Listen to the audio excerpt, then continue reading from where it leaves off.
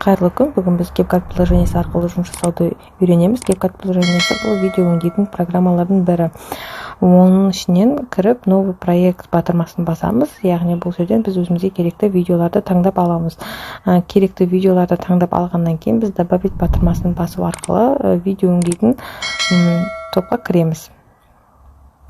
Оның ішінен біз видеоның өзіне басып, қалаған жерімізден разделить батырмасы арқылы бөліп алуға болады. Мысалы, видеоны 3-4 рет бөліп аламыз.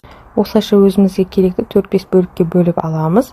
Және де видеоның өзін басатын болсақ, біз тек қана сол бөлінген видеоға кіреді. Ол жерден біз мысалы громкость батырмасын басу арқылы оның бізге өзімізге керекті дауысты жасап аламыз. Не мүлде өшіріп тастасақ болады, не шығаруға болады. Мысалы, мен өзіме керекті өшіріп тастадым.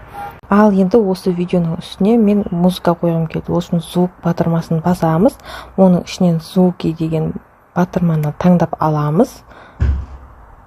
Және де өзімізге керекті музыкаларды таңдап алуға болады. Мысалы, файлға кіреміз. Файлға кіріп, біз өзіміздің телефонымыздың ішіндегі музыкаларды таңдап алуға болады. Ол үшін устройство дегенді басамыз.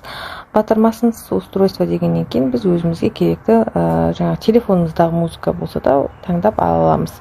Мысалы, мен бірінші музыканы таңдап алдым және сол музыканы өңделетін видеоның астына қойдым. Видеоны таңдап болғаннан кейін видеоның үстінен басып, орта тұрған ақ батырманы басып, біз переход таңдай аламыз. Яғни видеоға түрлі переходтар жасауға болады.